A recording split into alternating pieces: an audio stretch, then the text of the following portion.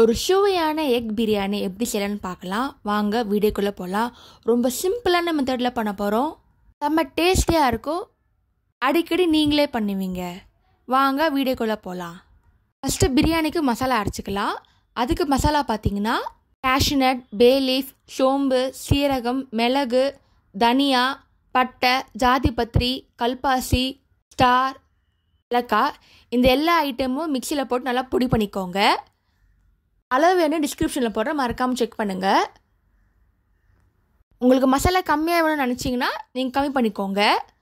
இப்போ இதெல்லாம் மிக்சியில் போட்டு அரைச்சிக்கலாம். நைஸாக பொடியாக அரைச்சிக்கோங்க. இந்த மாதிரி வரணும். இப்போ தனியாக எடுத்து வச்சுக்கோங்க. நெக்ஸ்ட்டு மிக்சி எடுத்துக்கோங்க. 5 பச்சை மிளகா, 2 துண்டு இஞ்சி, 7 துண்டு பூண்டு ஆட் பண்ணிக்கோங்க. ஒரு கையால் வெங்காயம் ஆட் பண்ணிக்கோங்க. கொத்தமல்லி ஆட் பண்ணிக்கோங்க. புதினா ஆட் பண்ணிக்கோங்க. நல்லா மிக்சியை போட்டு நல்லா அரைச்சிக்கோங்க. திக் பேஸ்ட்டாக இருக்கணும். இதோட அளவு டிஸ்கிரிப்ஷனில் இருக்குது. நெக்ஸ்ட்டு பேன் எடுத்துக்கோங்க. எண்ணெய் ஆட் பண்ணிக்கோங்க 2 ஸ்பூன். நெக்ஸ்ட்டு நெய்யும் ஆட் பண்ணிக்கோங்க.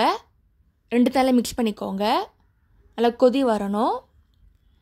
நல்லா கொதிச்சதுக்கப்புறமா நம்ம அரைச்ச பேஸ்ட் அதில் ஆட் பண்ணிக்கலாம். பச்சை வாசனை ஃபுல்லாக போகணும். நல்லா கலரிட்டே இருங்க. ஒரு 10 நிமிஷம் ஆகட்டும்.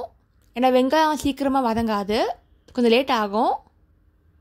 பண்ணிகிட்டே இருங்க. இந்த மாதிரி நல்லா வதக்கியாச்சு. இந்த டைமில் அரைச்சில மசாலா பொடி அதை ஆட் பண்ண போகிறோம். அதுவும் இதில் ஆட் பண்ணிக்கலாம். இப்போ ஆட் பண்ணியாச்சு. இப்போ நல்லா மிக்ஸ் பண்ணிக்கோங்க. தண்ணி இப்போ ஆட் பண்ண வேண்டாம். மசாலா ஃபுல்லாக இறங்கட்டும். நல்லா திக் பேஸ்ட்டாக ஆகட்டும். நெக்ஸ்ட் இதில் 1 ஸ்பூன் மஞ்சத்தூள் ஆட் பண்ணுறோம். 1 ஸ்பூன் மிளகாத்தூள் ஆட் பண்ணுறோம். ஆல்ரெடி பச்சை மிளகா போட்டதுனால 1 ஸ்பூன் மட்டும்தான் மிளகாத்தூள் ஆட் பண்ணுறதில்ல. உங்களுக்கு காரம் அதிகமாக வேணும்னா எக்ஸ்ட்ரா கூட ஆட் பண்ணிக்கோங்க. நான் மைல்டாக தான் வைக்கிறேன். இப்போ நல்லா மிக்ஸ் பண்ணிக்கோங்க. நான் இந்த வீடியோவில் எக் பிரியாணி பண்ணுறேன். இதே மெத்தடில் நீங்கள் வெஜ்லேயும் பண்ணலாம், நான்வெஜ்லேயும் பண்ணலாம். டேஸ்ட் செம்மையாக வரும். நெக்ஸ்ட் இதில் தயிர் ஆட் பண்ணலாம். 4 ஸ்பூன் தயிர் ஆட் பண்ணிக்கோங்க. நல்லா மிக்ஸ் பண்ணிக்கலாம்.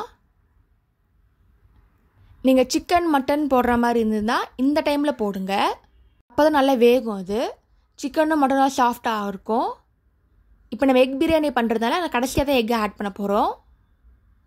இப்போ தேவையான அளவு உப்பு ஆட் பண்ணிக்கோங்க. உப்பு தேவையான அளவு தான். நல்லா கலக்கிக்கோங்க.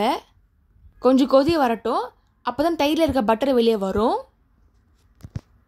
இந்த மாதிரி 10 நிமிஷம் ஆகட்டும். இப்போ பட்டர் தனியாக வந்தாச்சு. இந்த டைமில் தண்ணியை ஆட் பண்ணிக்கலாம்.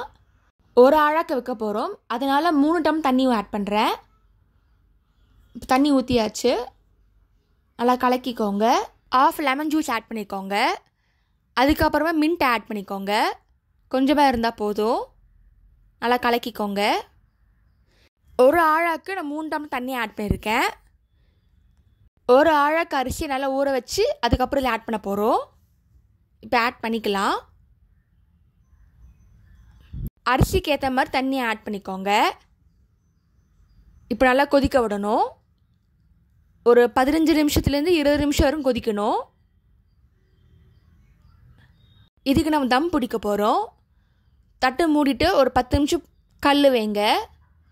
இப்போ சூப்பரான பிரியாணி ரெடி ஆயிடுச்சு. நெக்ஸ்ட் இதில் முட்டை வைக்க வேண்டியது தான். எக் பிரியாணி இருந்தாலும் தனியாக ஆட் பண்ணுறேன். முட்டை நல்லா வேக வச்சுக்கோங்க. ஓடு எடுத்துருங்க. இப்போ இதில் வைக்க வேண்டியது தான். இப்போ மிக்ஸ் பண்ணிக்கோங்க. ஒரு சுவையான எக் பிரியாணி ரெடி ஆகிடுச்சு. நீங்களும் ட்ரை பண்ணி பார்த்துட்டு எப்படி இருக்குன்னு சொல்லுங்கள்.